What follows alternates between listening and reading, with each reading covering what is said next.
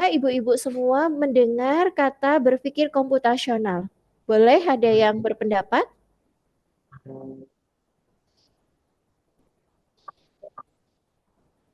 Boleh Ibu? Salah satu atau salah dua? Halo? Kira-kira berpikir komputasional itu apakah selalu berhubungan dengan komputer? Bisa Tidak. jadi bisa. Nah, bisa jadi tidak. Tapi ketika mendengar berpikir komputasional itu kan mirip dengan komputer gitu ya.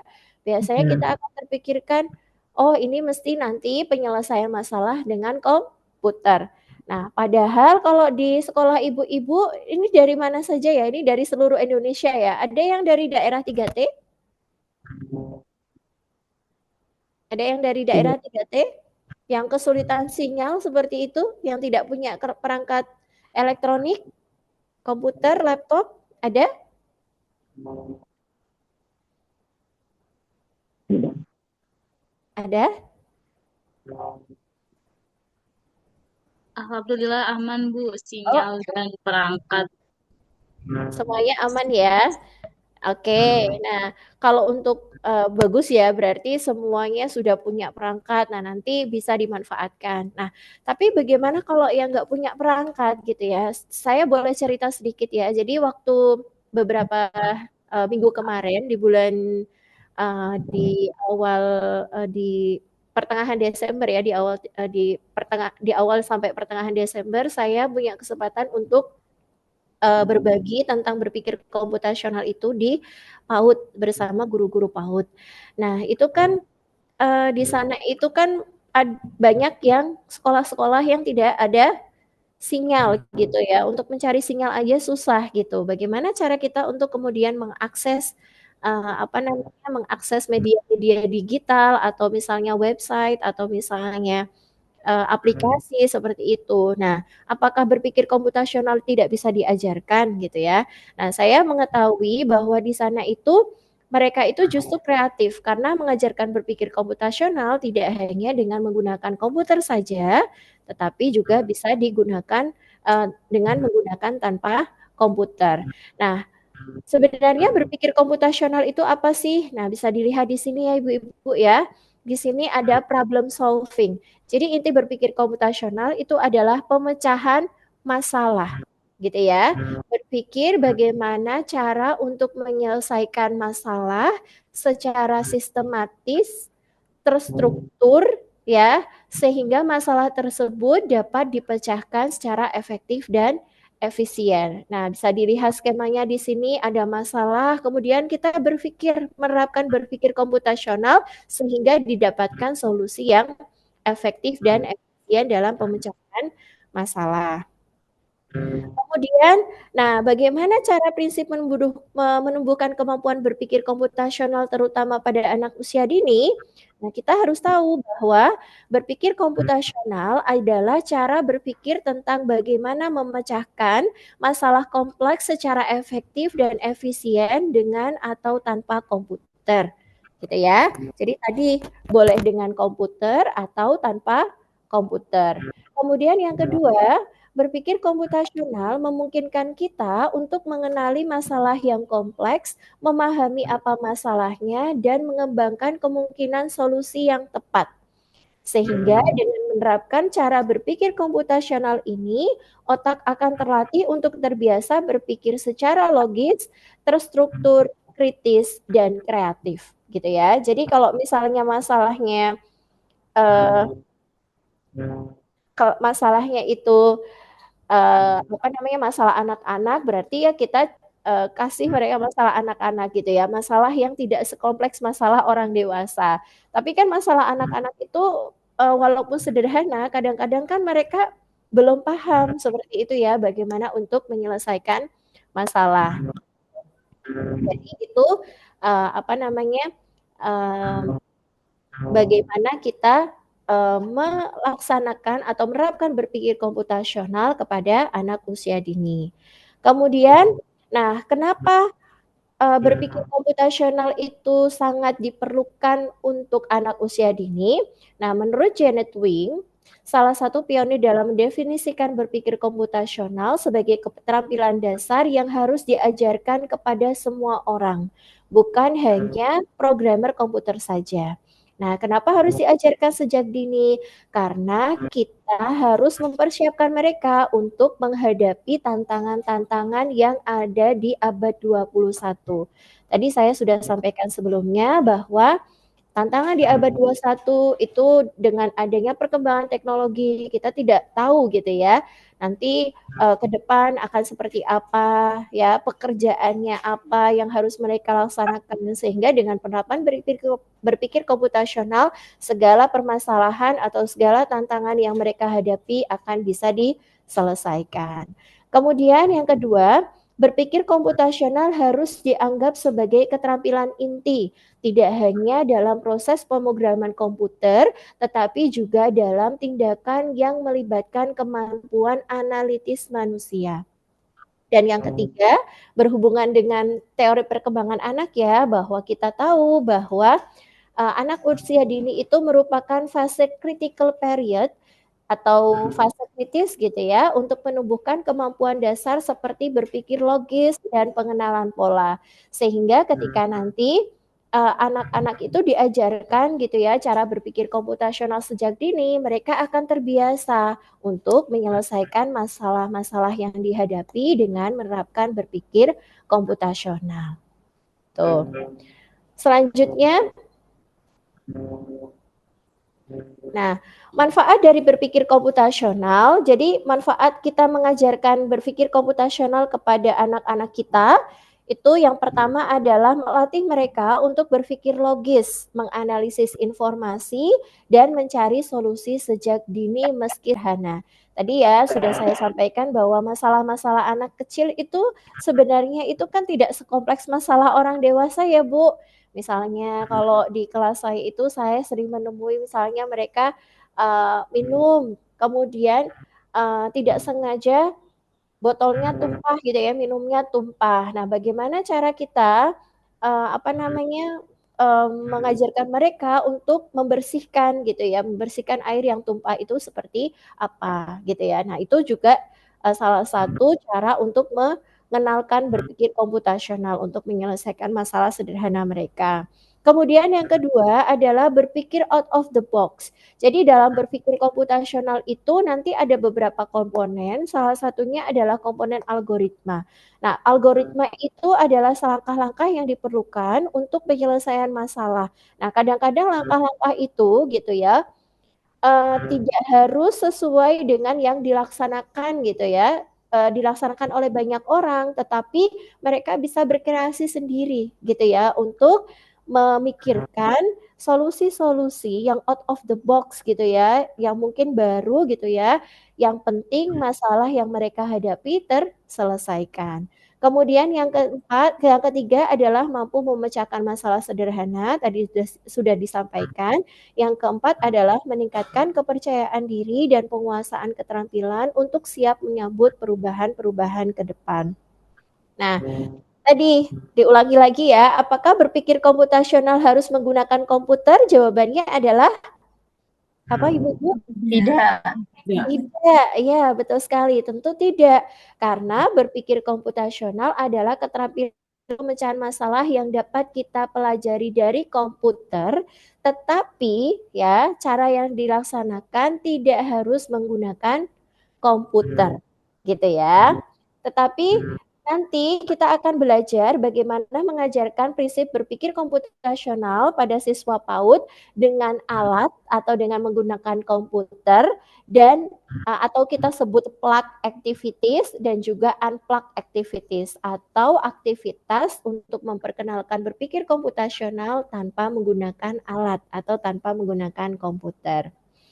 Nah, berpikir komputasional dengan alat ini memiliki banyak banyak manfaat ya. Yang pertama adalah untuk visualisasi yang lebih baik. Contohnya misalnya ketika Bapak Ibu itu ya menjelaskan tentang macam-macam hewan mamalia gitu. Kira-kira kalau hanya Bapak Ibu hanya bercerita, oh mamalia itu ada gajah, ada sapi, ada kerbau, tanpa ada visualisasi, mungkin video atau gambar, kira-kira anak akan lebih mudah memahami dengan visualisasi atau tanpa visualisasi, Bu? Dengan Dengan visualisasi. visualisasi. Iya, dengan visualisasi ya, dengan pendekatan plak ya, dengan visualisasi entah itu video atau gambar. Kemudian anak usia dini biasanya lebih tertarik dengan alat fisik atau perangkat lunak yang interaktif seperti robot atau aplikasi pemrograman gitu. Nah, kemarin saya sempat belajar di Korea itu, jadi di apa namanya, di sekolahnya di sana itu sudah pakai robot, kemudian sudah pakai alat interaktif, sudah pakai, apa namanya, monitor seperti itu ya, sudah pakai, layar interaktif seperti itu. Jadi, di sana memang lebih interaktif gitu ya. Mungkin di sini nanti saya akan memperkenalkan beberapa aplikasi interaktif yang mungkin, tapi, yang plug ya, yang dengan menggunakan komputer gitu ya. Nanti kalau ada waktu kita bisa mencoba sama-sama untuk mengaksesnya. Kemudian, yang ketiga adalah pendekatan dengan unplug, membuat konsep berpikir komputasional lebih mudah untuk dipahami karena dapat divisualisasikan dengan jelas. Dan yang terakhir, dengan menggunakan alat seperti robot atau tablet, anak-anak bisa lebih terlibat dalam eksperimen kreatif, di mana mereka dapat melihat langsung dari hasil perintah yang mereka berikan, sehingga pembelajaran menjadi lebih interaktif dan menarik. Nah, itu kalau misalnya kita melaksanakan atau memperkenalkan berpikir komputasional dengan alat. Nah, kalau dengan tanpa alat, ya bermanfaat agar fokus pada pemahaman dasar. Kemudian tanpa alat, anak dapat fokus pada konsep dasar berpikir komputasional seperti pengenalan pola, dekomposisi, dan pemecahan masalah tanpa ada distraksi dari teknologi. Nah, mungkin Bapak Ibu pernah apa namanya, mengalami seperti itu ya.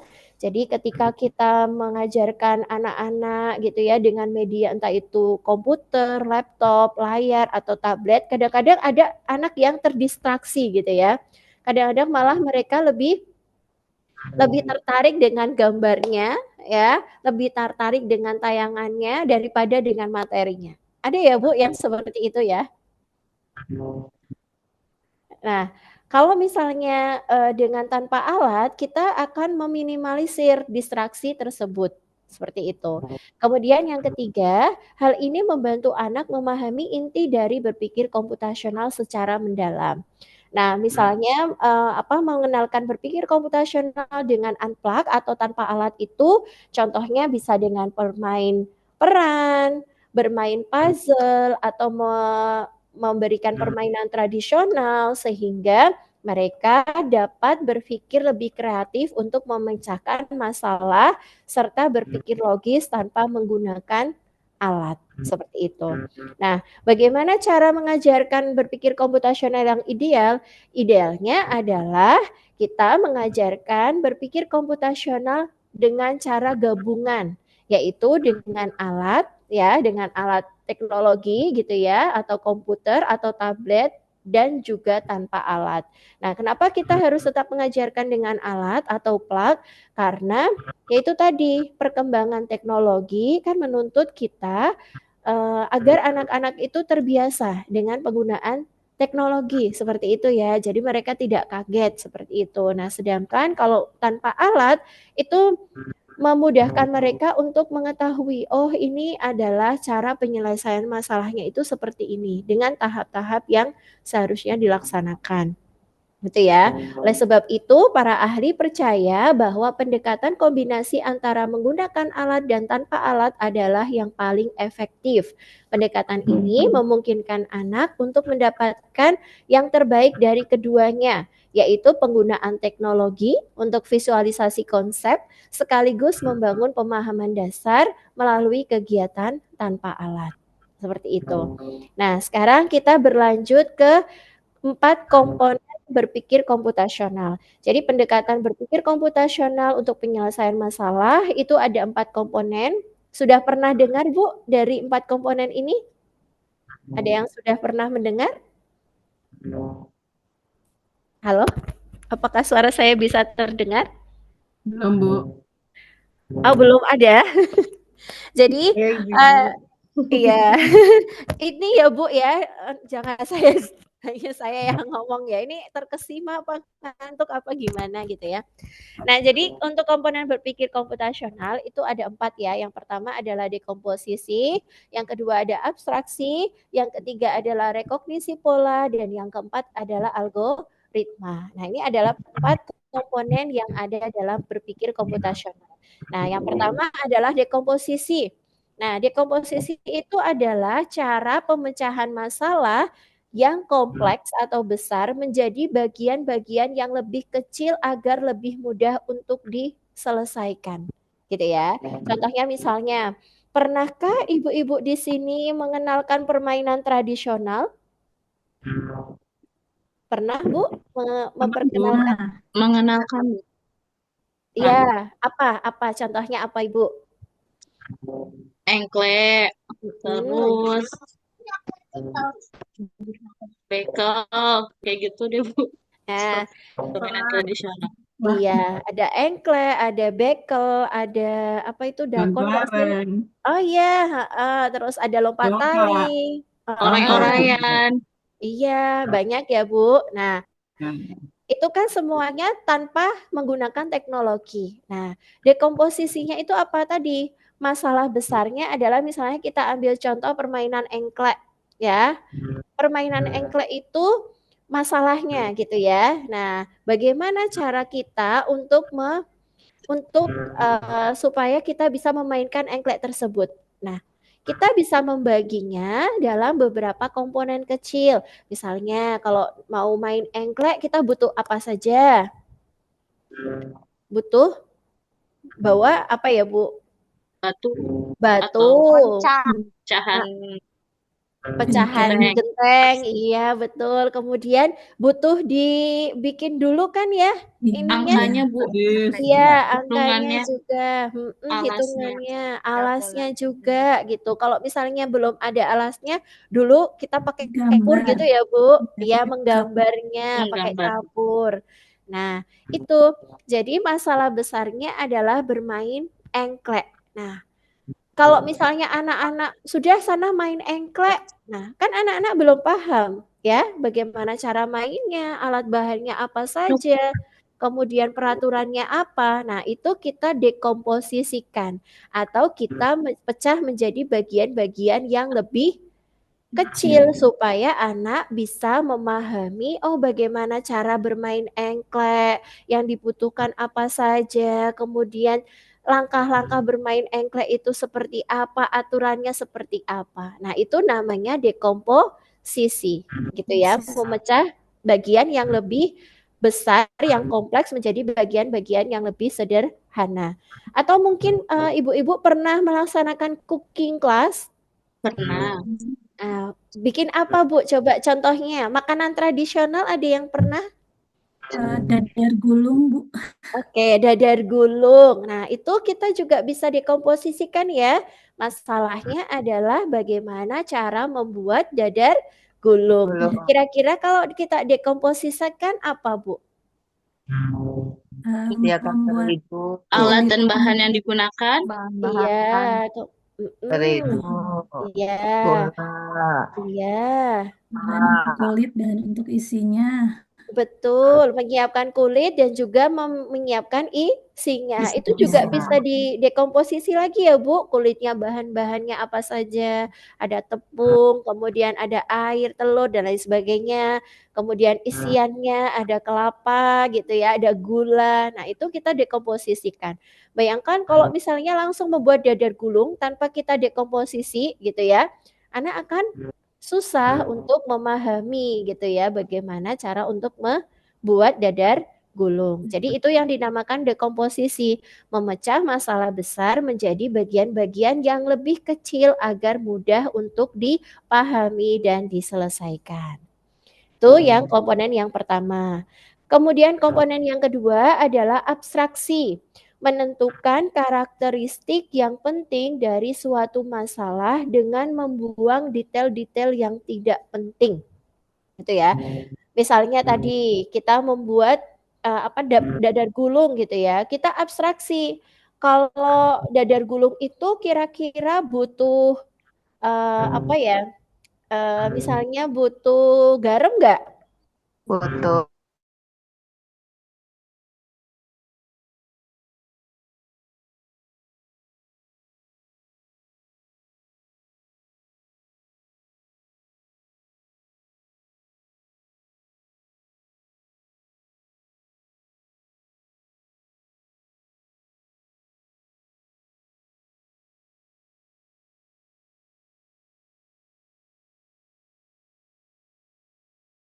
Abstraksi. Jadi membuang detail-detail yang tidak penting. Untuk membaca sebelum masuk kelas,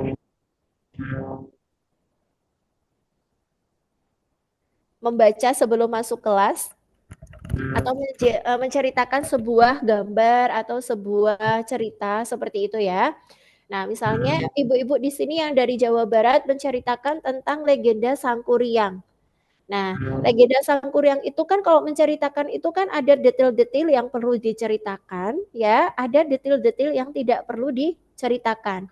Contohnya misalnya legenda Sangkuriang, yang perlu kita ceritakan apa misalnya? Tokohnya gitu ya, ada Sangkuriang, Dayang Sumbi, kemudian si Tumang gitu ya.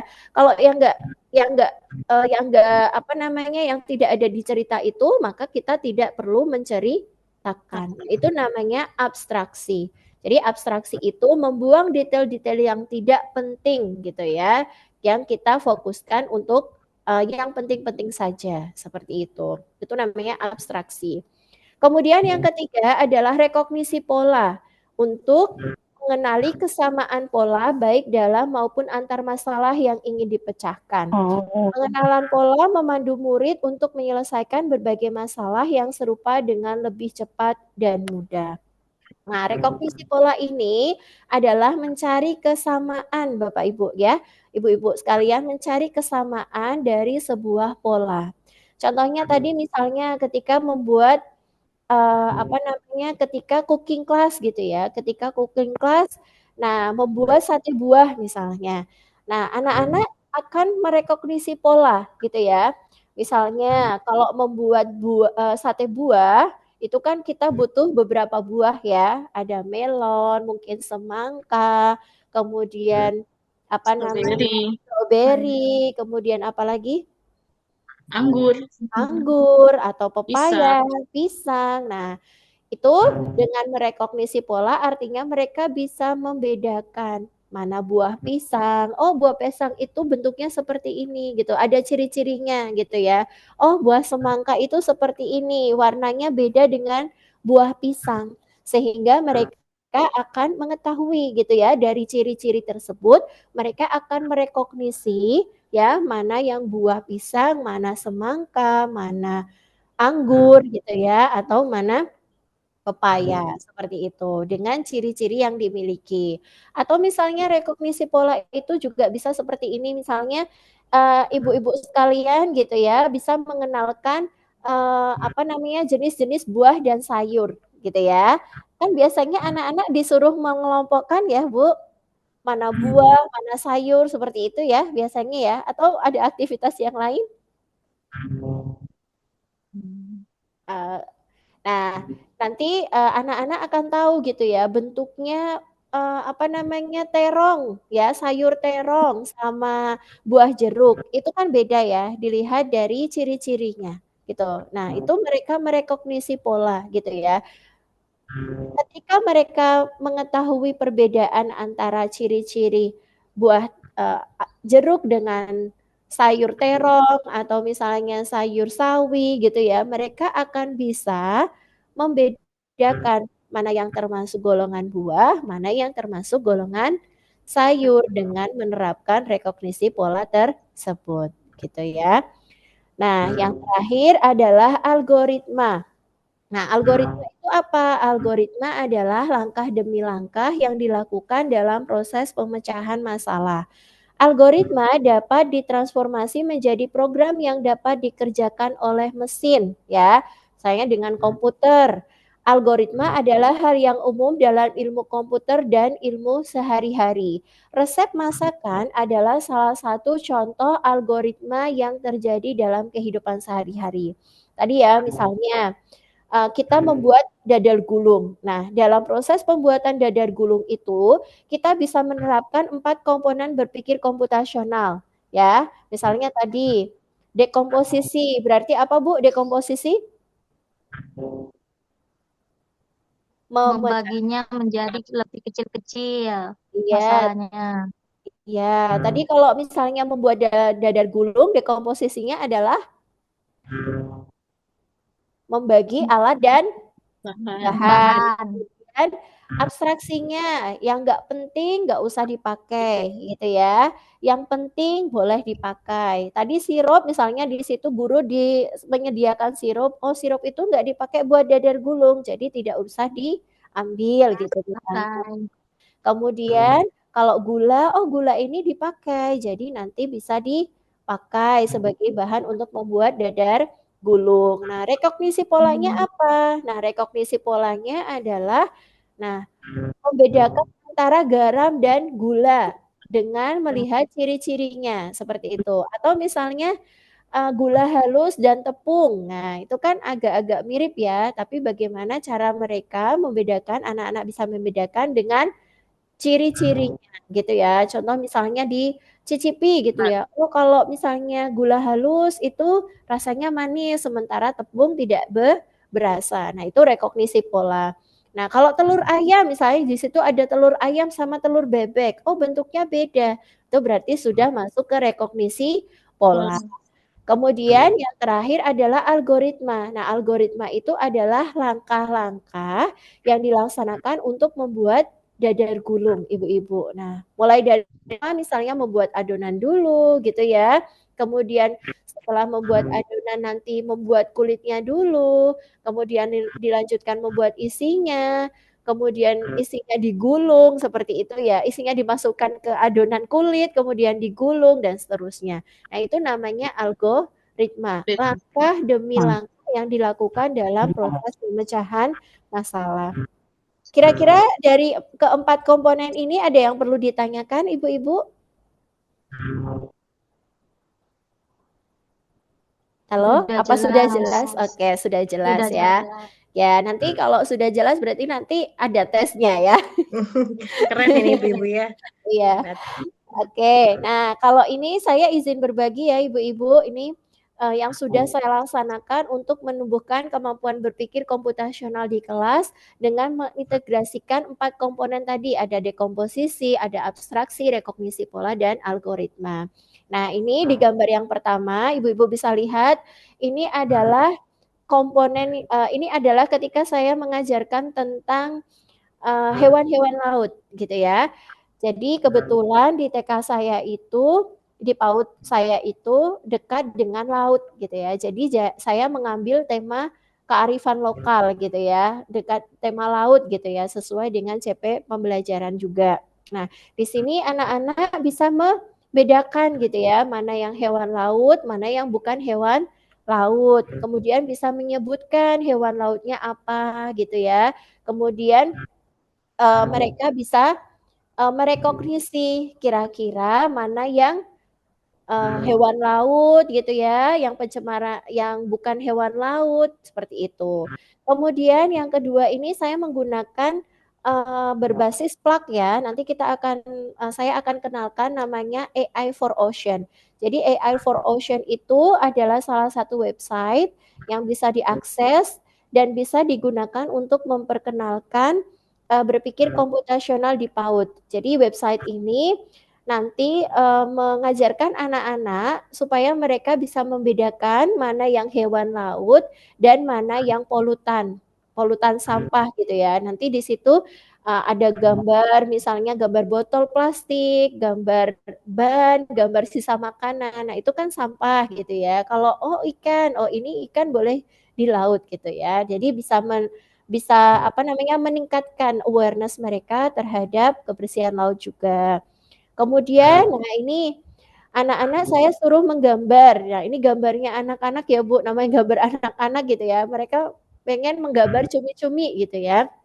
Nah, dari gambar ini kemudian saya meminta mereka untuk bercerita gitu. Kalau bercerita tadi komponennya komponen apa ya, Bu? Komponennya yang mana? Apa? Kalau bercerita, menceritakan kembali, membuang detil-detil yang penting, membuang detil-detil yang Abstraksi. ya abstraksi. Jadi ketika dia cerita cumi-cumi, ya kan ceritanya tentang cumi-cumi ya Bu, nggak mungkin cerita terus cerita tentang kepiting kayak gitu ya, ciri-cirinya kepiting gitu kan nggak mungkin. Nah itu berarti anak-anak akan belajar untuk mengabstraksikan atau menceritakan kembali. Kemudian ini kegiatan yang selanjutnya adalah bermain puzzle. Nah, kalau bermain puzzle gitu ya, bermain balok untuk membuat akuarium mereka sendiri. Nah, di sini juga banyak ya Bu, selain dekomposisi, jadi mereka memilih kira-kira kalau mau bikin akuarium, alat-alat yang diperlukan apa ya? Oh, balok sebagai akuarium. Oh, nanti milih miniatur hewan. Oh, boleh ditambah kerikil buat aksesoris. Nah, itu masuk ke dekomposisi. Kemudian rekognisi pola juga. Kalau di laut itu kalau misalnya mau bikin mau ambil mainan apa yang ada di laut. Nah, itu kan rekognisi pola juga. Gitu ya. Kemudian algoritma, bagaimana cara menyusun balok-balok tersebut supaya menjadi akuarium yang mereka inginkan gitu ya. Kemudian ada cooking class ya, tadi cooking class juga banyak ya, bisa keempat komponen. Kemudian ini kegiatan yang terakhir adalah menanam sayur sawi sayur sawi organik gitu ya. Ini juga masuk ke 4 komponen gitu ya. Kira-kira ada yang ditanyakan ibu-ibu sekalian? Apakah sudah jelas? Sudah. Nah, kalau sudah jelas berarti saya yang bertanya ya. Kira-kira kalau komponen ini masuk ke komponen berpikir komputasional yang mana ya, Bu? Yang pertama. Apa? Yang pertama Yang tadi? pertama. Iya. Iya, apa namanya? Permainan tradisional nih bisa kan ular Iya. tangga. Iya. Berarti komponennya apa tadi, Bu? Yang dengan alat. Alat dan bahan. Iya, itu apa namanya tadi? Mengulangi kembali. Dekomposisi kah? Iya, betul. Ya, dekomposisi. Iya, Dekomposisi. dekomposisi betul ya, dekomposisi. Kalau mau main ular tangga, kita butuh alat apa saja. Kemudian algoritma bisa juga ya Bu Ibu ya, algoritma. Ya. Nah, algoritma itu Ya. kan step-step ya, langkah-langkah untuk Langkah Bermain. iya, menyelesaikan betul. masalah. Betul ya, bagaimana cara untuk melaksanakan permainan ular tangga termasuk aturannya seperti apa, seperti itu ya. Oke, keren, hebat. Jadi ini dekomposisi dan algoritma. Kemudian yang kedua ini bermain puzzle. Kira-kira apa ibu-ibu? Algoritma bisa. Terus apa Rekognisi lagi? pola juga bisa. Pola juga bisa, pola. Nah, betul. Terus apa lagi? Ada lagi? Abstraksi bisa. Abstraksi juga bisa. Abstraksinya? Rekognisi pola. Dekomposisi bisa? Bisa. Bisa. Bisa. Berarti keempatnya. Keempatnya bisa masuk gitu ya. Nah, kalau abstraksi tadi ketika misalnya kita meminta anak-anak untuk menceritakan yang mereka buat, nah itu masuk ke abstraksi gitu. Kalau mereka memilih bahan dan alat yang digunakan, masuk ke dekomposisi gitu ya. Kemudian rekognisi pola juga bisa ya. Oh, mereka akan mengetahui perbedaan antara itu ada rambu-rambu lalu lintas, ada rumah. Nah, itu rekognisi pola. Bagus, sip. Nah, selanjutnya kira-kira kalau ini komponen apa ya yang masuk di kegiatan ini? Pola. Logaritma. Algoritma. Terus? Rekognisi pola. Rekognisi pola. Kemudian? Abstraksi. Dekomposisi juga bisa. Iya, Posisi. dekomposisi ya. Nah, dekomposisi, kemudian rekognisi pola ya, perbedaan antar buah itu ya. Kemudian Iya. ada algoritma. Algoritma. Iya. Nah, rekognisi pola itu misalnya gurunya kasih contoh gitu ya.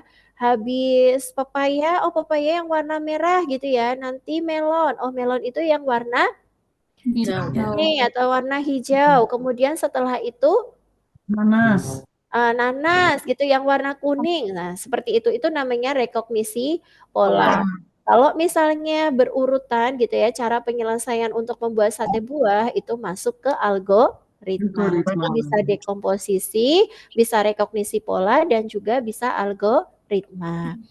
Kemudian selanjutnya, nah ini pembiasaan ya Bu, dengan cuci tangan. Kalau tadi kan dengan permainan tradisional, dengan bermain peran ya. Kalau ini dengan pembiasaan cuci tangan. Kira-kira komponen apa yang masuk dalam berpikir komputasional dalam kegiatan mencuci tangan? Algoritma. Algoritma Komposisi bisa, juga bisa. dekomposisi juga Dekomposisi bisa. juga bisa. Nah, betul sekali dekomposisi ya, alat yang kita gunakan untuk mencuci tangan gitu ya. Kemudian ada algoritma langkah-langkahnya. Kalau misalnya nanti kita tanya mencuci tangan itu bagaimana ya anak-anak gitu ya, kita meminta mereka menceritakan kembali berarti masuk ke abstraksi. Betul. Kemudian nah ini bercerita. Nah, bercerita itu kira-kira komponennya apa ya Bu tadi? Sudah disinggung? Abstraksi. Abstraksi, betul sekali. Kemudian ini tadi bermain engklek. Dekomposisi. Terus dekomposisi, algoritma. Oke, dekomposisi dan algoritma. Betul. Ya.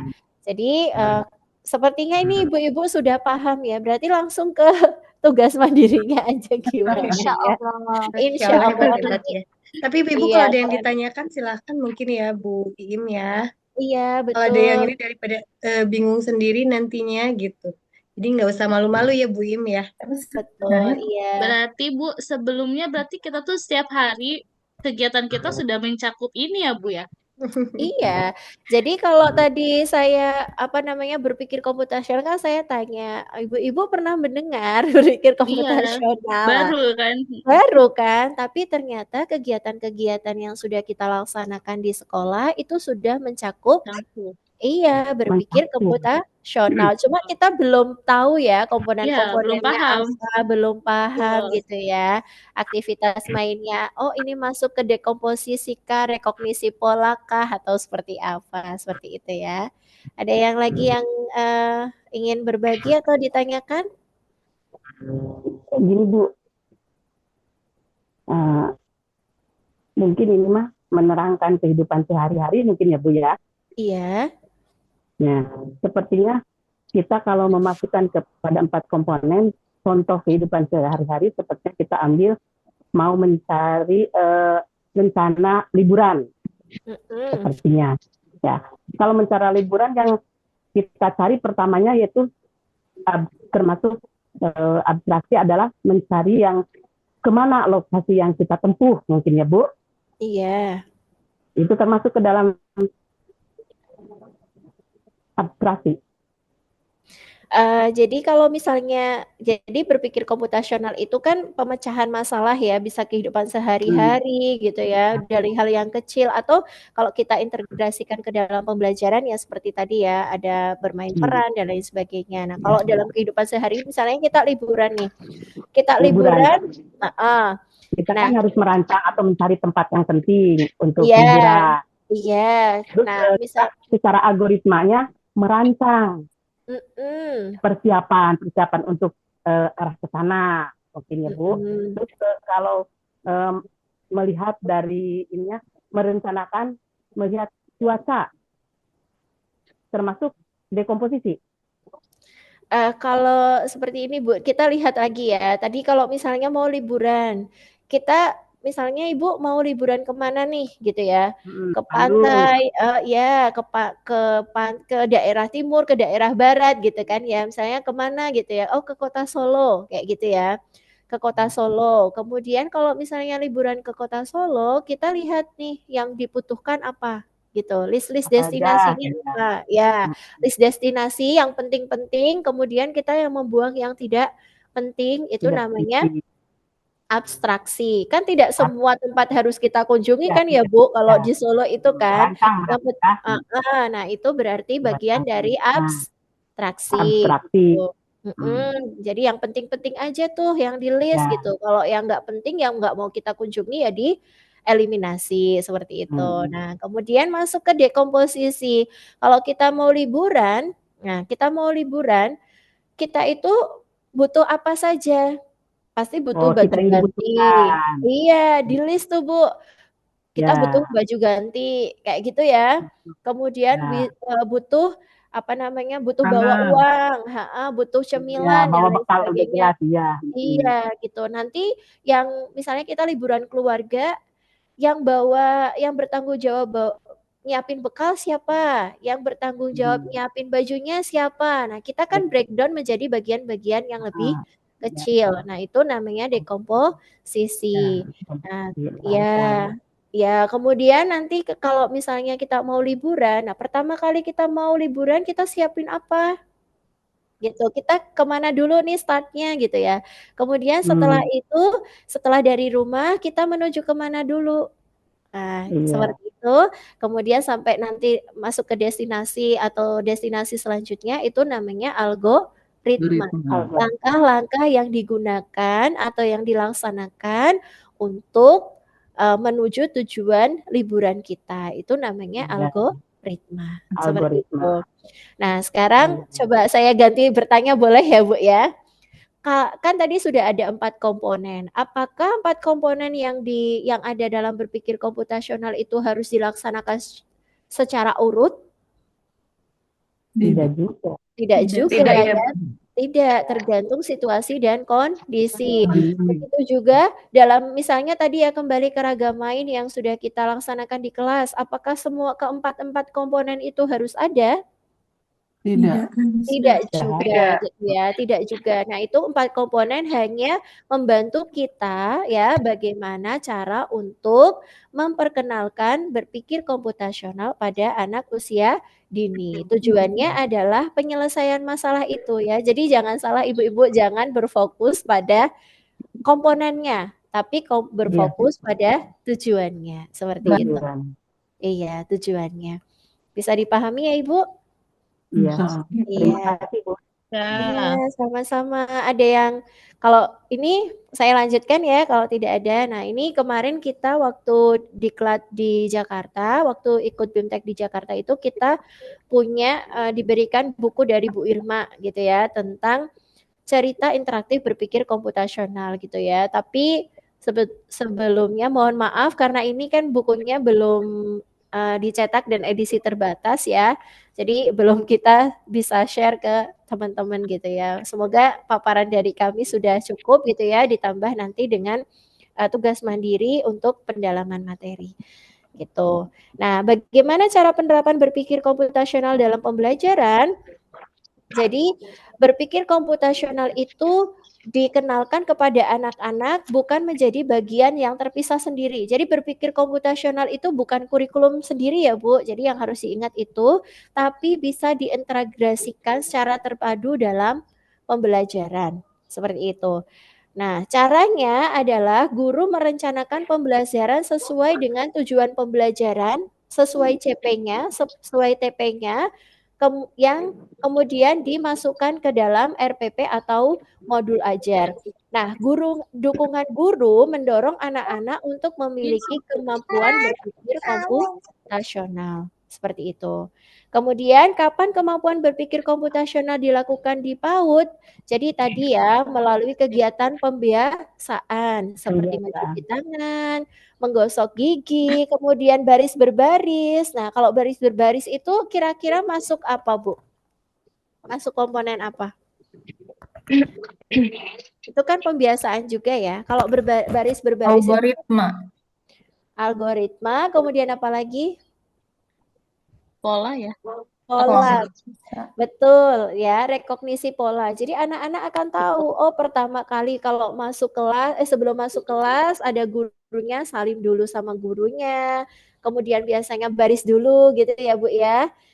Kemudian setelah baris mungkin berdoa bersama gitu ya, hafalan surat pendek. Nah, pola-pola itu kan akan terus berulang-ulang dan menjadi pembiasaan. Nah, itu berarti dengan merekognisi pola kita sudah sudah memperkenalkan apa itu berpikir komputasional melalui kegiatan pembiasaan yang sebelum masuk kelas seperti itu. Kemudian bisa juga misalnya 5 menit sebelum masuk kelas, nah dibacakan buku juga gitu. Misalnya kalau kemarin saya di Korea, itu guru-gurunya 30 menit sebelum kelas dimulai, mereka mesti membacakan cerita. Nah itu kan abstraksi gitu ya. Kemudian pembiasaan saat anak datang, tadi sudah disampaikan dari membuka sepatu, kemudian menyimpan pada tempatnya, merupakan bagian dari algoritma. Kalau itu menjadi kebiasaan ya, pola yang berulang, maka bisa juga masuk ke komponen apa tadi? Rekognisi pola, seperti itu. Kemudian selain dalam kegiatan pembiasaan, juga bisa dikenalkan dalam kegiatan main gitu ya. Kegiatan main tadi bermain engklek, kemudian bermain bekel, ya, kegiatan bermain peran, jadi penjual sate buah atau jadi penjual sayur gitu ya. Ada yang jadi penjual buah, ada yang kegiatan main membuat miniatur, ya, membuat sate buah, membuat miniatur toko misalnya, atau seperti saya tadi membuat akuarium. Nah, itu juga bisa digunakan untuk memperkenalkan kemampuan berpikir komputasional pada anak usia dini. Kemudian, langkah-langkah menyusun perencanaan pembelajaran yang selaras dengan kemampuan berpikir komputasional. Jadi, tentukan tujuan pembelajaran. Jadi, berpikir komputasional itu harus diintegrasikan dalam kurikulum ya, Ibu. Jadi, bukan menjadi kurikulum yang terpisah. Nah, bagaimana cara kita menyusun komponen berpikir komputasional tadi dalam bentuk dukungan guru. Seperti itu ya. Kemudian untuk memperkuat dukungan guru, maka beberapa hal yang harus diperhatikan adalah yang pertama, guru perlu memahami tujuan pembelajaran yang tercantum dalam RPP atau modul ajar. Kemudian ada penataan lingkungan main dengan menyediakan ragam kegiatan main yang menyediakan berbagai alat dan bahan yang mendukung tercapainya tujuan pembelajaran berpikir komputasional. Jangan bingung Bapak Ibu, jangan bingung ya Ibu-ibu sekalian, bahwa kalau misalnya menyediakan ragam kegiatan main gitu ya, bahan-bahannya tidak perlu yang kita harus beli, tapi bisa dari alam, seperti itu ya. Misalnya kita mau memperkenalkan bentuk-bentuk daun, kita bisa mengambil ya daun-daun yang ada di sekitar sekolah, itu kan bentuknya macam-macam. Pengenalan tentang tanaman, oh ini tanaman bunga sepatu, oh ini bunga mawar, kita bisa mengambilnya dari lingkungan sekitar, seperti itu ya. Tapi memang seyogyanya diberikan gitu ya ragam main yang bervariasi. Yang ketiga, dukungan guru saat proses pembelajaran memastikan tercapainya tujuan pembelajaran dan berpikir komputasional dapat berbentuk pertanyaan atau pernyataan dari guru. Jadi anak-anak nanti dipancing Bu gitu ya, dipancing supaya mereka bisa bercerita seperti itu. Atau misalnya tanya, misalnya kalau misalnya bermain engklek, kalau jatuh gitu ya, itu gimana? Menang atau kalah kayak gitu ya.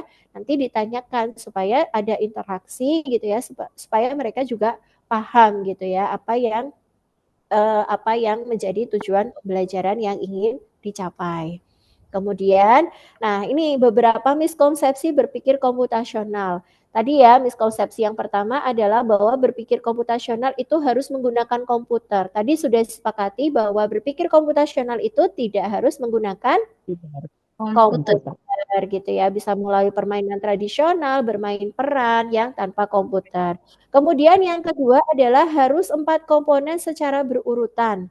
Faktanya tidak harus semua komponen masuk gitu ya, dan tidak harus juga berurutan. Kemudian yang miskonsepsi yang terakhir yaitu berpikir komputasional dianggap sebagai kurikulum baru, padahal yang benar adalah berpikir komputasional masuk ke dalam muatan kurikulum ya, apapun nanti kurikulum sebutannya. Jadi itu sudah terintegrasi dalam kurikulum dan harus diajarkan secara selaras dengan kegiatan yang ada di kurikulum, bukan menyiapkan kegiatan yang spesifik untuk memperkenalkan berpikir komputasional. Gitu ya, bisa dipahami ibu-ibu? Tadi miskonsepsi tadi ya sudah paham ya, ya. Nah, ini saya akan sedikit cerita ya tentang kindergarten in Korea. Jadi di Korea itu anak-anak sudah pakai digital play based activity gitu ya, pakai AI juga. Mereka sudah mengenal beberapa robot ya. Ini ada robot AI, robot Clova, robot Tutru, robot Alpha Mini. Juga mereka sudah diberikan tablet PC. Jadi diberikan tablet masing-masing anak seperti itu. Nah, ini beberapa dokumentasi yang kemarin sempat kami dokumentasikan ketika di Korea gitu ya. Jadi anak-anak itu sudah dikenalkan, nah mereka punya tablet yang bisa diakses sendiri-sendiri. Nah, tabletnya ini untuk apa ibu-ibu? Mereka diminta, kalau kita gambar kan biasanya hanya pakai kertas gitu ya. Nah, mereka diajari untuk gambar pakai tablet, kemudian membuat cerita sederhana dengan menggunakan tablet tersebut. Jadi hasil gambar anak-anak ya dibuat, dirangkum menjadi satu dengan menggunakan AI. Namanya book creator ya, book creator, kemudian dijadikan sebuah buku. Nah, itu sudah masuk level TK. Kemudian setelah bukunya mereka jadi, mereka akan presentasi di depan kelas ibu-ibu gitu ya. Jadi anak-anak di sana itu sudah sudah punya kepercayaan diri gitu ya. Jadi habis bikin buku, kemudian mereka presentasi di depan kelas ya, guru memberikan penguatan. Kemudian mereka juga belajar coding dengan memanfaatkan robot. Nah, ini salah satu robotnya namanya Tailbot. Nah, robot ini nanti digunakan codingnya itu berupa tombol. Jadi nanti dipencet belok kanan, belok kiri, maju ke depan 2 langkah, ke belakang 2 langkah. Nah, itu dengan menggunakan robot Tailbot. Ini sama seperti robot Tutru ya. Kemudian di sana juga sudah menggunakan layar interaktif. Jadi kalau misalnya di sini kita ini anak-anak sedang mengidentifikasi mana yang buah, mana yang sayur dengan menggunakan layar interaktif atau smartboard. Kalau di sini kan kita pakainya apa Bu biasanya? Gambar ya, atau mungkin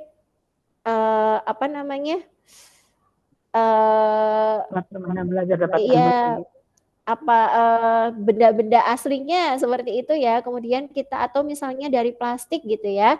Nah, nanti mereka kita minta untuk mensortir, ini yang buah, ini yang sayur. Tapi kalau di sana anak-anak langsung nangkep gitu ya, langsung nangkep, mana buah kentang ya, mana sayur kentang. Nah, itu mereka langsung tangkap, di-drag gitu ya, ditaruh di sisi sebelah kiri. Ini sayur, ditaruh di sisi sebelah kanan. Itu kalau di Korea. Kalau di Indonesia semoga rumahnya segera bisa terrealisasi ya ibu-ibu ya.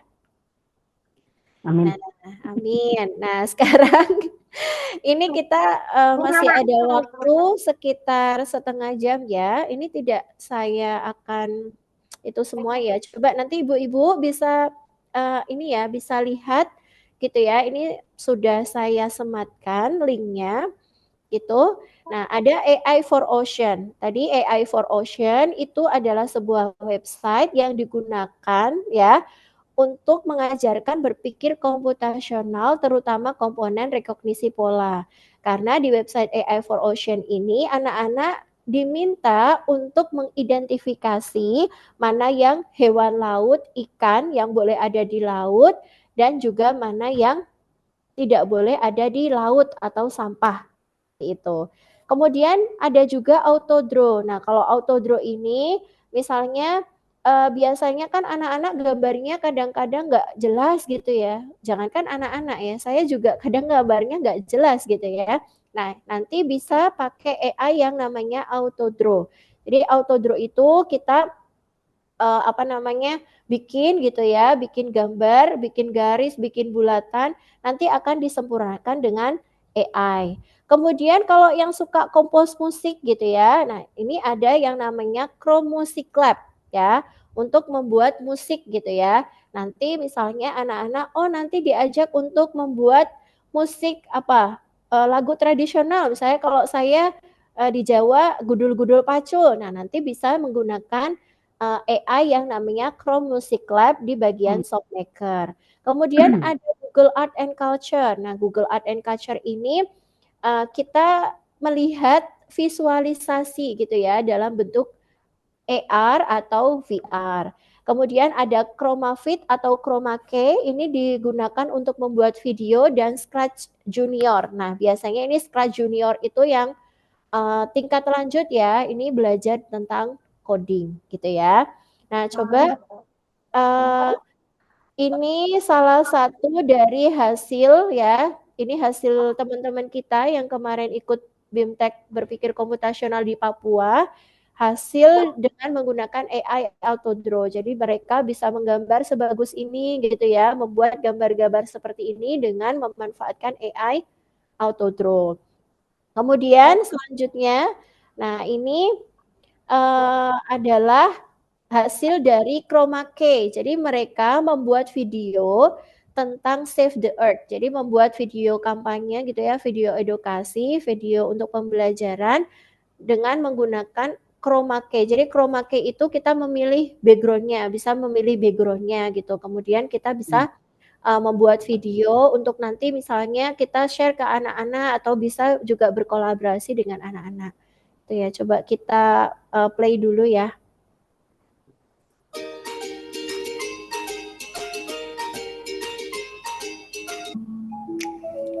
Dahulu Gunung Cyclop itu gunung yang paling indah di Papua. Semakin padatnya penduduk, sehingga terjadi banyaknya penebangan pohon di hutan. Pace, saya mau titip pesan nih. Kau bisa kasih tahu sama aku buat teman-teman kah? Jangan dong tebang-tebang pohon nih. Ini kasihan saya dan teman-teman pohon ini sebagian besar sudah habis. Sehingga kau bisa lihat tuh kalau hujan besar itu bikin banjir di mana-mana. Kau masih ingat toh pernah kejadian banjir besar, akhirnya banyak rumah yang rusak dan korban yang meninggal juga banyak. Oh iya betul, nanti saya kasih tahu sama teman-teman nih, biar jangan dong tebang pohon sembarang. Tong sama-sama baku jaga ya, kau jaga saya jaga kau biar kita aman. Iya, kita baku jaga biar tetap aman. Nah, gimana ibu-ibu hasil karyanya? Bagus ya? Halo? Suaranya ibu-ibu. Bagus. Ya, bagus ya. Nah, ini dengan menggunakan Chroma Key. Jadi kalau misalnya di Chroma Key itu kita bisa memilih background-nya gitu. Tapi kalau misalnya ibu-ibu punya aplikasi yang lain juga boleh gitu ya. Oh, saya biasanya ngedit videonya pakai CapCut. Boleh ya. Pakai InShot dan yang lainnya juga boleh. Nah, ini nanti ibu-ibu di kelas bisa mengajak anak-anak untuk membuat video bersama gitu ya, tergantung temanya apa gitu ya. Jadi nanti ibu-ibu sekalian bisa ngajak tuh anak-anak buat bikin buat bikin karakternya gitu ya, bikin pohonnya tadi, ada bikin orangnya, atau misalnya dalam karakternya apa gitu ya. Kemudian minta mereka untuk mewarnai, menggunting, kemudian take video secara bersama-sama. Kemudian nanti bisa hasil videonya nanti ditampilkan di depan kelas atau mungkin di-share ke orang tua murid seperti itu gitu. Itu kan keren sekali gitu ya. Tuh contohnya, salah satu contohnya untuk membuat video pembelajaran dengan chroma key. Nah, kalau ini coba bisa diputar atau enggak ya. Ini salah satu hasil karya teman kita yang ada di Papua juga dengan menggunakan aplikasi Chrome Music Lab Songmaker. Jadi dia membuat musik dengan menggunakan Songmaker.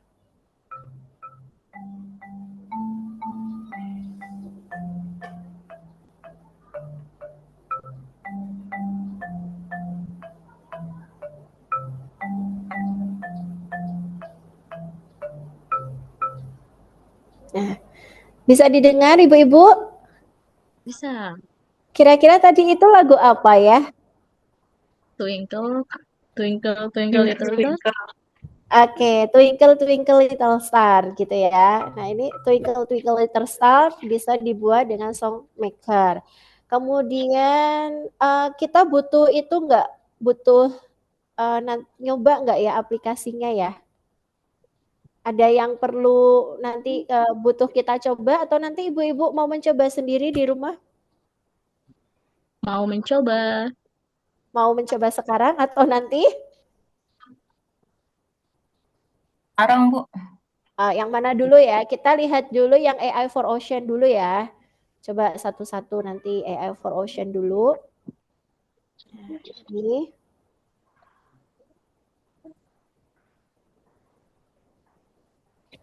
Ini bisa terlihat screen saya yang ini? Bisa. Masih di ini, Bu. Masih di, kalau di saya masih di, Oh ya, masih di ini. Masih di di PPT-nya yang tadi. Oh, di PP-nya ya. Ya. Coba saya Kayaknya di stop stop share share dulu.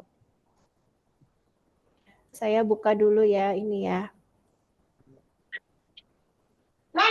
Susah deh. Jangan. Nah, kalau ini sudah terlihat, Bu? AI for Ocean? AI for Ocean sudah ya. Nah, nanti Ibu klik di pencarian AI for Ocean. AI for Ocean nanti akan diarahkan ke code.org. Nanti Ibu-ibu klik saja AI for Ocean.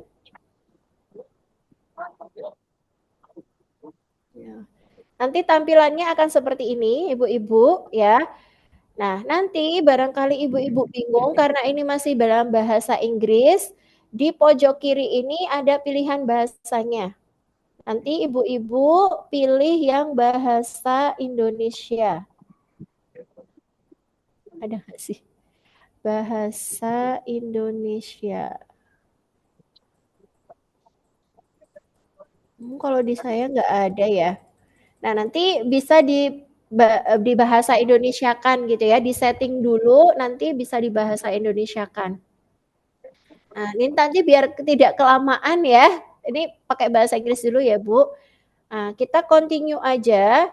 Di sini ada pilihan nomor 1, 2, 3 sampai finish. Nah, nanti kalau sudah finish, nanti ibu-ibu bisa mengunduh sertifikat ala-ala dari AI for Ocean. Nah, kalau misalnya ini yang halaman pertama ini adalah introduction ya, pengenalan. Nanti kita ke halaman 2 saja.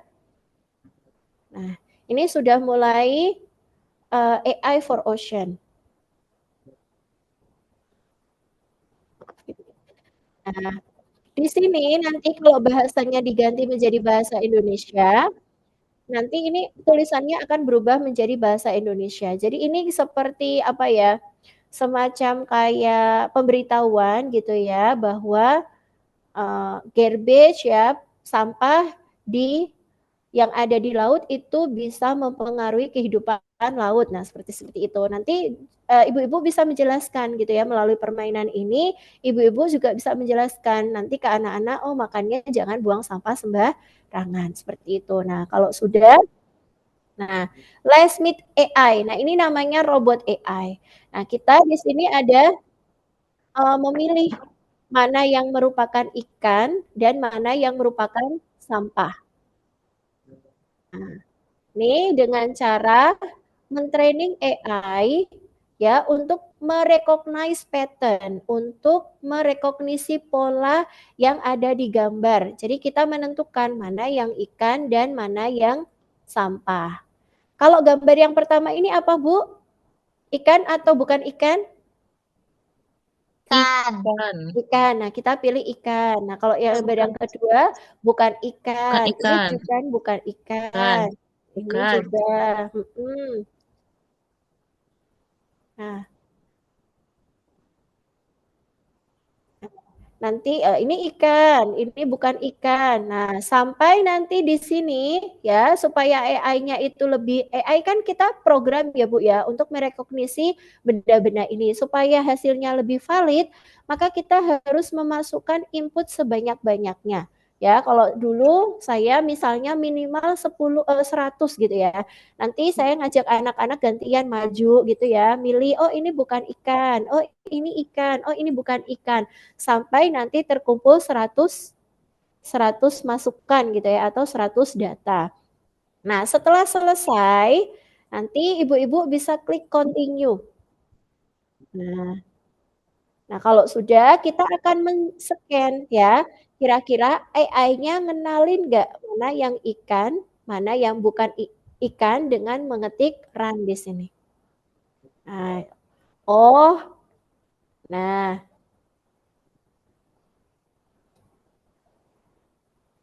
nah. Nah, kira-kira tadi ada yang salah atau enggak, Bu? AI-nya? Ada yang salah. Ada yang salah karena ya yang pertama adalah AI itu kan robot ya. Jadi mereka bisa jadi melakukan kesalahan. Yang kedua, data yang kita masukkan itu belum banyak ya. Jadi yang direkognisi oleh AI ya, rekognisi patternnya AI itu masih terbatas. Jadi ya semakin banyak yang mereka kenali ya, data yang kita inputkan, semakin banyak pattern atau pola atau bentuk yang AI kenali. Nanti datanya akan lebih valid seperti itu. Nah, di sini nanti di halaman-halaman selanjutnya nanti ibu-ibu silakan mengeksplor sendiri ya, bagaimana AI itu bekerja. Kalau tadi sampah dan ikan, nanti ada hewan laut dan lain sebagainya. Kalau sudah selesai ya, misalnya sudah selesai semua, nah nanti akan bisa mengunduh sertifikat gitu ya, sertifikat ala-ala. Tinggal nanti dimasukkan namanya, kemudian bisa di-download buat kenang-kenangan. Seperti itu ya, Bu. Ya, nanti di rumah ya bisa dieksplor sendiri. Ada pertanyaan Ibu-ibu? Kalau tidak ada, nanti saya lanjutkan untuk aplikasi yang kedua yaitu Autodraw. Nah, Autodraw tinggal di search aja. Nah, ini pilih yang ada gambar pensilnya. Jadi nanti ibu-ibu bisa mengklik ya, menggambar bersama anak-anak dengan manfaatkan AI yang namanya Autodraw. Nah, kita klik. Kemudian kalau misalnya kita mau membuat gambar manual, di sini ada pilihan-pilihannya. Kalau ini namanya Autodraw. Autodraw itu berarti apapun gambarnya, sejelek apapun kita bisa koreksi dengan bantuan AI. Tapi kalau misalnya mau manual, nah itu pilih yang icon draw gitu ya. Kalau mau menyisipkan tulisan bisa T, kemudian ini untuk menyisipkan gambar warnanya seperti itu ya. Nah, ini saya contohkan misalnya kita menggunakan AI Autodraw. Misalnya saya nggak bisa gambar nih, saya cuma mau gambar bunga matahari. Nah, atau misalnya bunga. Nah, di sini ada buletan-buletan. Nah, di atas sini akan muncul. Nah, kita mau milih gambar apa? Gitu. Nah, di sini kita bisa pilih, oh misalnya saya mau milih gambar semangka. Kita klik aja gambar semangka. Sudah berubah menjadi gambar semangka. Kemudian misalnya kita bikin kotakan. Nah, kotakan ini saya mau buat sebagai gambar roti. Berubah menjadi gambar roti. Kemudian saya mau yang seperti ini nih, kayak cacing ya. saya mau bikin rumah. Nah, berubah menjadi rumah. Rumah.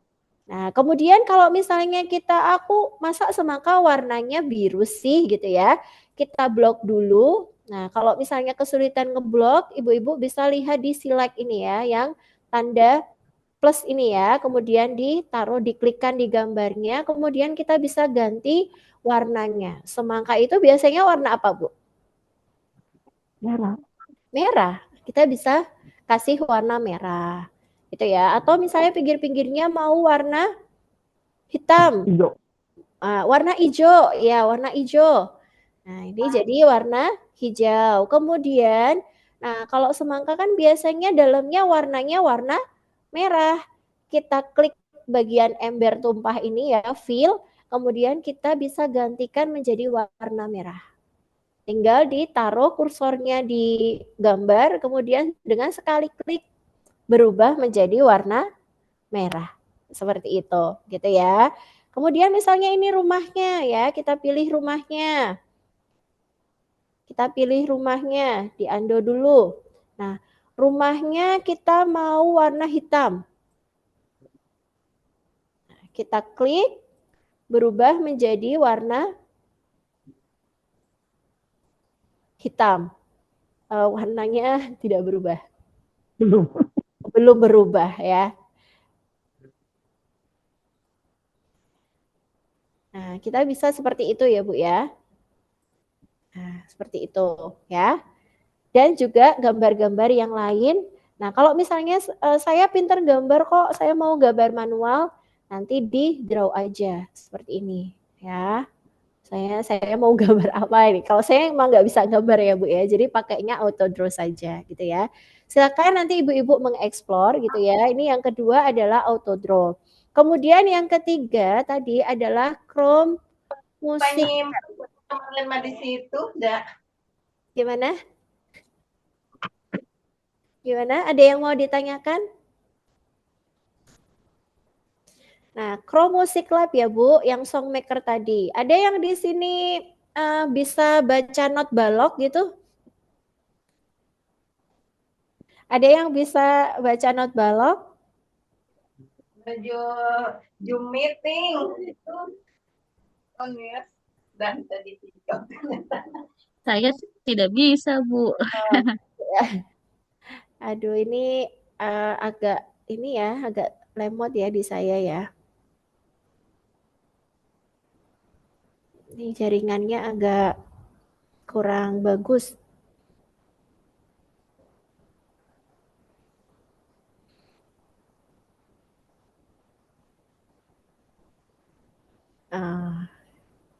Sepertinya nanti mungkin ibu-ibu bisa melihat sendiri ya. Ini nggak bisa juga. Nanti pilih ya Chrome Music Lab, kemudian Songmaker. Nanti, aduh nggak bisa ini. Di saya nggak bisa, mungkin nanti ibu-ibu bisa ya. Jadi kalau Chrome Music Lab itu gambarnya seperti ini. Saya perlihatkan saja ya gambarnya ya.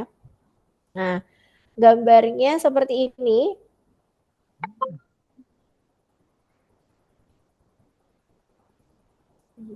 Gambarnya itu seperti ini Bu, ada kotak-kotakan ya, ada kotak-kotak di sini. Nah, ini ada kotak-kotak seperti ini. Nah, ini sesuai dengan tangga nada.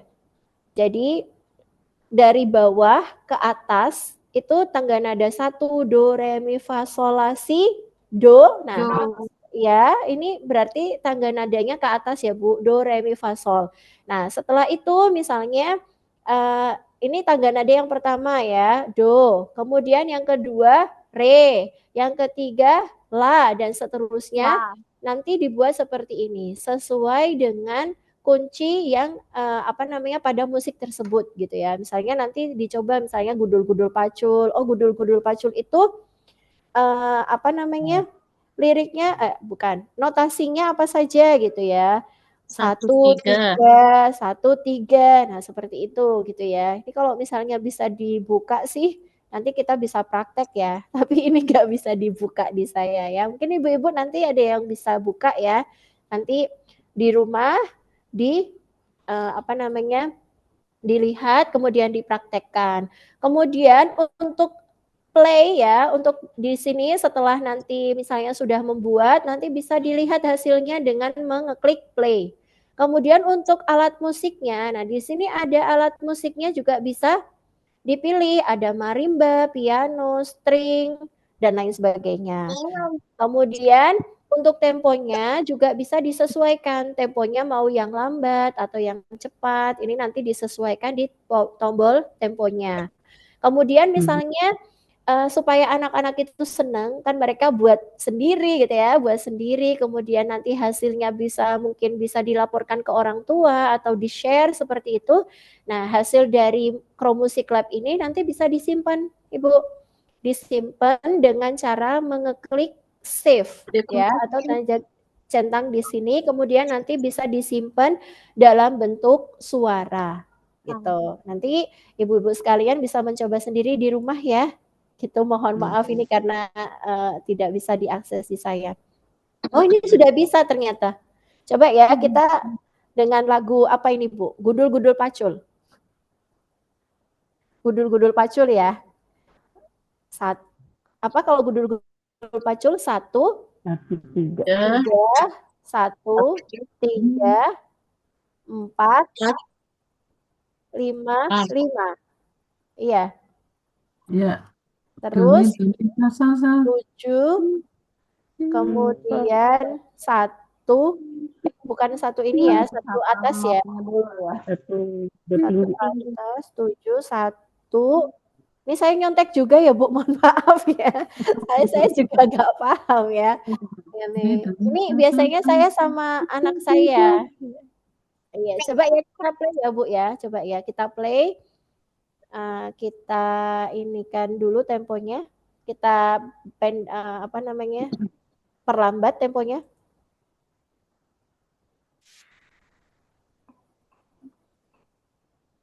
Oh, ini ada yang itu ya, yang miss ya, 1 ya. Kedengaran. Nggak kedengaran, Bu. Oh, nggak kedengaran? Ya, nggak ada suara. Oh, nggak, di sana nggak ada suaranya ya? Tidak muncul ya. Nanti seperti ini ya, Bu ya. Nanti kalau misalnya sudah selesai di itu, kita save. Nah, bisa di-download di MIDI atau WAV ya. Di-download di MIDI atau WAV. Nah, kemudian nanti kita bisa share ke orang tua atau bisa share ke yang lainnya seperti itu ya.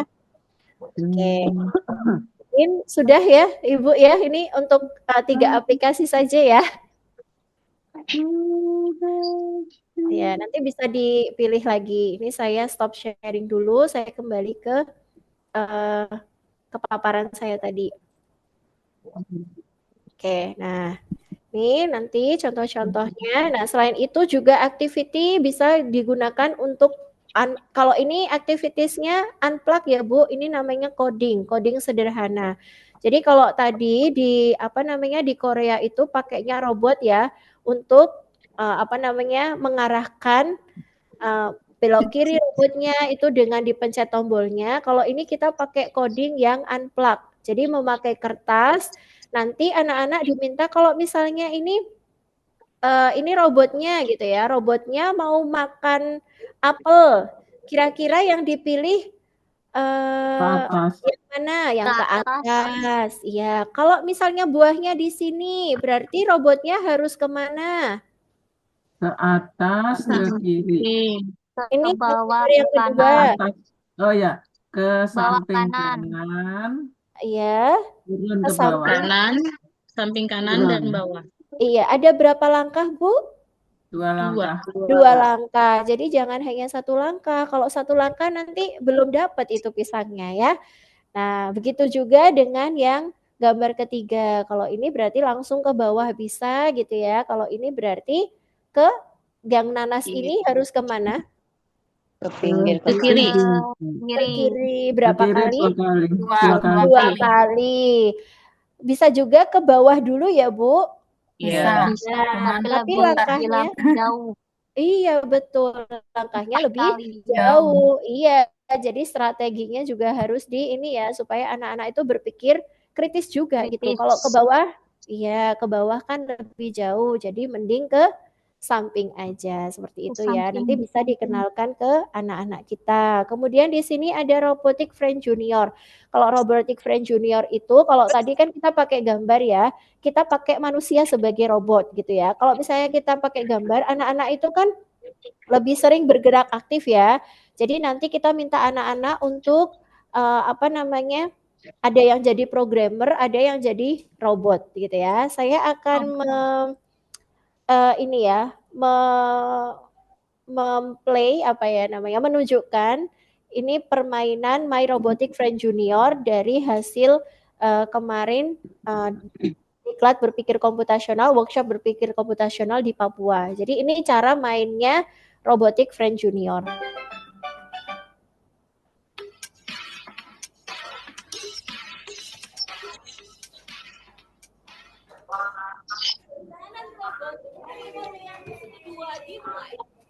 Robot belok kiri.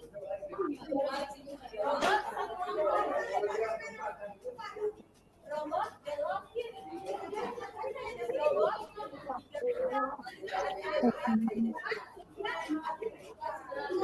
Robot belok kiri.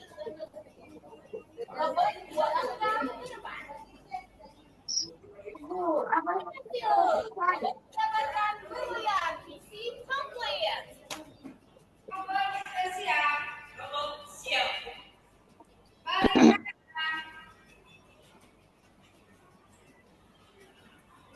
Robot maju. Robot maju satu langkah.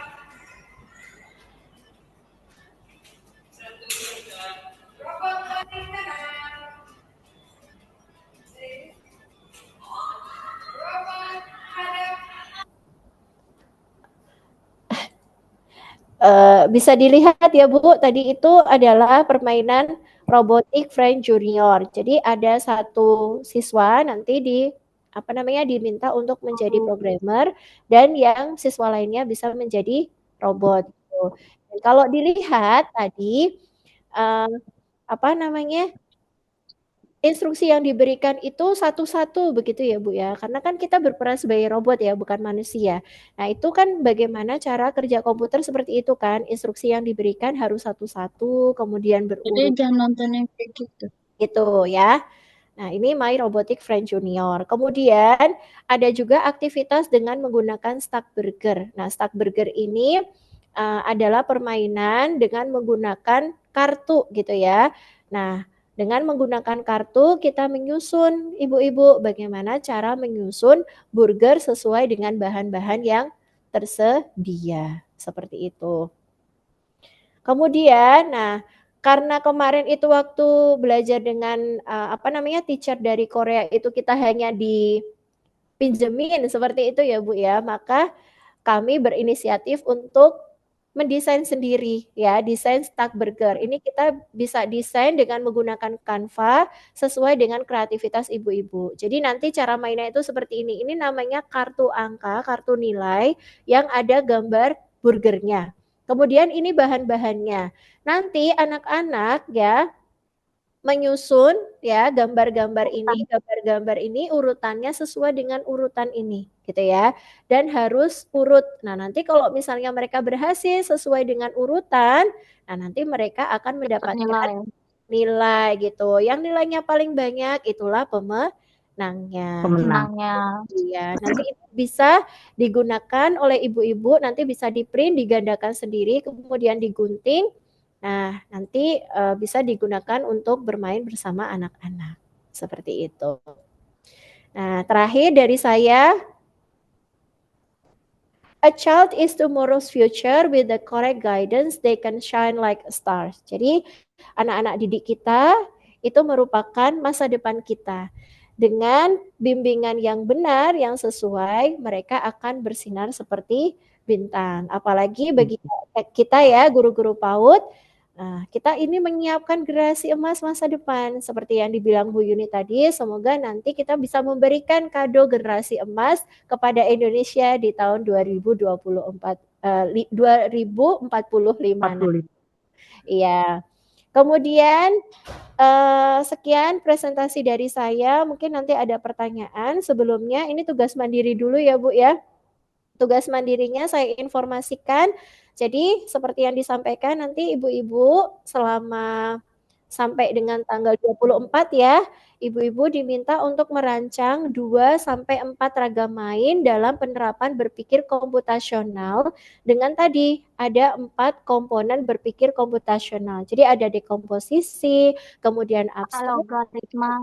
linear, rekognisi pola dan algoritma. Nanti mungkin ya bisa seperti ini ya ibu-ibu ya. Jadi nanti ragam mainnya kalau bisa ya bukan kalau bisa ya seharusnya disesuaikan dengan kurikulum yang ada di satuan pendidikan ibu-ibu sekalian gitu ya. Jadi harus sesuai dengan CP-nya masing-masing gitu ya. Kemudian dibuat dalam bentuk desain Canva seperti ini ya. Rancangan ragam mainnya apa? Kemudian misalnya tadi ada cooking class atau menanam sayuran kangkung misalnya. Nah, itu rancangan ragam mainnya. Kemudian tujuan pembelajarannya apa? Ini disesuaikan dengan kurikulum yang dipakai ya, ibu-ibu sekalian. Kemudian alat dan bahan serta langkah-langkah. Nah, alat bahannya itu apa? Kemudian langkah-langkahnya apa? Gitu ya. Langkah-langkah pelaksanaan pembelajarannya itu apa? Gitu. Nah, komponen berpikir komputasional yang masuk dalam kegiatan ragam main itu apa? Gitu ya. Misalnya kalau bermain kalau menanam menanam sayuran kangkung berarti ada komponen dekomposisi. Dekomposisinya apa? Dijelaskan. Oh, menyiapkan alat dan bahan untuk menanam sayur kangkung. Kemudian apakah ada algoritma, apakah ada rekognisi pola, nanti silahkan dijelaskan di sini. Tapi ingat ya tadi ya, kembali lagi ya Bapak Ibu, tidak semua komponen harus ada dan harus masuk atau dipaksa untuk masuk gitu. Jangan ya Bu, kita kan sedang belajar ya gitu. Jadi tidak harus betul disesuaikan. Kalau bisa keempat-empat komponen lebih bagus, tapi kalau tidak berarti tidak usah dipaksakan. Seperti itu. Yang penting tadi ya Ibu, tujuan pembelajarannya tercapai, kemudian pelaksanaan komponen berpikir komputasionalnya juga dapat. Seperti itu. Sekian paparan dari saya. Mungkin ini dari panitia masih ada waktu atau kalau masih ada waktu mungkin bisa tanya jawab atau bagaimana? Boleh tanya jawab dulu mungkin ya Bu Ima. Bu Im. Silahkan. Ya, Barangkali. Iya, Ibu. Mau tanya tentang aplikasi tadi, apakah dibatasi? Biasanya kan kayak aplikasi buat wall itu kan kalau kita bikin itu satu email cuman dipakai untuk 5 game kayak gitu. Apakah yang di aplikasi tadi apakah dibatasi pembuatannya apa gimana?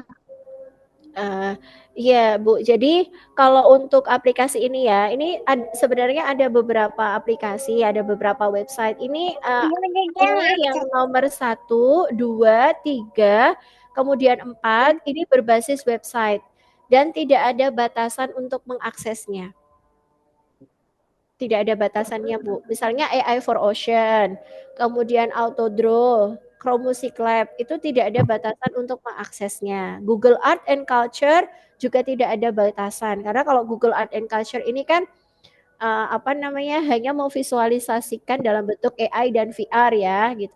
AR dan VR jadi tidak ada batasannya. Kemudian Chroma Key, kalau Chroma Key ini dalam bentuk aplikasi yang harus diinstal. Begitu juga Scratch Junior, ini juga aplikasi yang harus diinstal. Tapi tidak ada batasan dalam penggunaannya. Ya, terima kasih. Iya, sama-sama. Ada lagi yang lain? Ibu izin bertanya. Iya, silahkan. Kan tugas mandirinya 2 sampai 4 ragam main yang harus dibuat di Canva ya, Bu? Iya. Apakah satu ragam main, satu halaman Canva itu atau keempat ragam main atau 2 itu dijadikan satu halaman? Mungkin izin ya dari panitia ya izin ya. Berarti untuk lebih baik bagaimana Ibu? Untuk pengiriman di link Canva nanti ada BIMTEK di hari Senin Bu Titi bersama Pak Bagus seperti apa. Mungkin sekarang dirancang dulu aja mau di Canva atau di tempat lain juga boleh. Nanti untuk apa namanya seperti apa memasukkan ke Canva-nya itu ada BIMTEK khusus hari Senin jam 1 siang sama Pak Bagus. Supaya sama persepsinya mungkin gitu ya. Iya, iya. Berarti seperti itu ya Bu, nanti akan ada BIMTEK lanjutan nanti pantengin terus ya informasi yang ada di grup. Ya, ada lagi yang ingin ditanyakan atau dikonfirmasi? Terima kasih. Ya, sama-sama. Jangan lupa mungkin Ibu-Ibu isi link presensinya ya, supaya terdata. Ya, mungkin ada lagi yang ingin ditanyakan. Satu pertanyaan lagi ya Bu, izin barangkali. Silakan. Bu Hilda sudah ini? Bu Hilda, halo? Atau Bu Nani mungkin ya? Sudah cukup, Bu. Cukup, oke. Bu Sudah Hilda cukup. sudah unmute.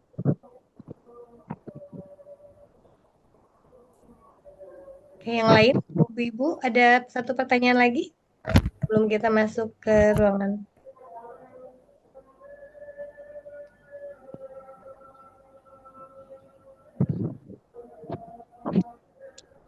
Baik. Mungkin boleh Bu Iim ditutup aja. Nanti kita kembali ke main room ya, room utama yang tadi. Jadi Ibu nanti live, tapi live-nya live breakout room ya. Pilihnya jangan live meet. Enggak Bu Ima, boleh ditutup dulu.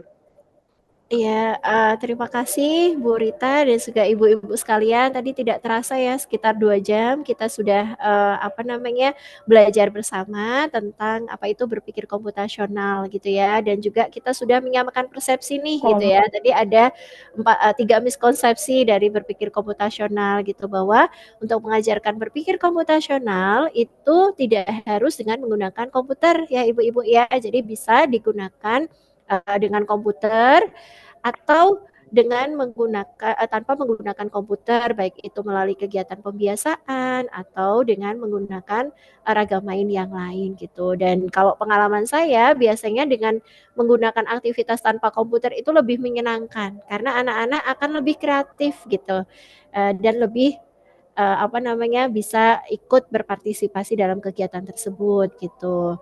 Nah, kemudian tadi untuk menjelaskan atau memberikan penguatan tentang berpikir komputasional kepada anak-anak harus diintegrasikan dalam kurikulum ya. Jadi bukan sebuah kegiatan yang terpisah gitu. Mungkin itu saja dari saya. Terima kasih kepada panitia Bu Rita Sama-sama. dan juga ibu semua yang sudah bergabung gitu ya di room 5 ini gitu. Terima kasih. Mohon maaf atas segala kekurangan.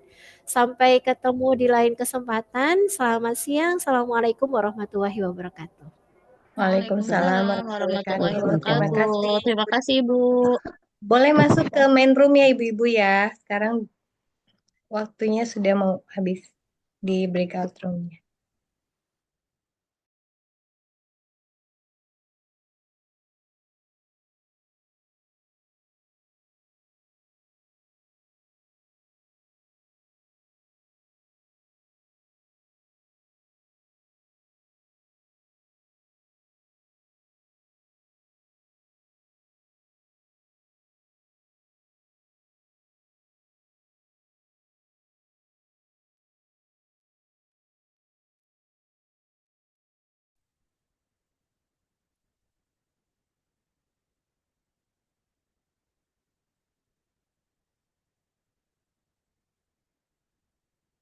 Tes 1, 2,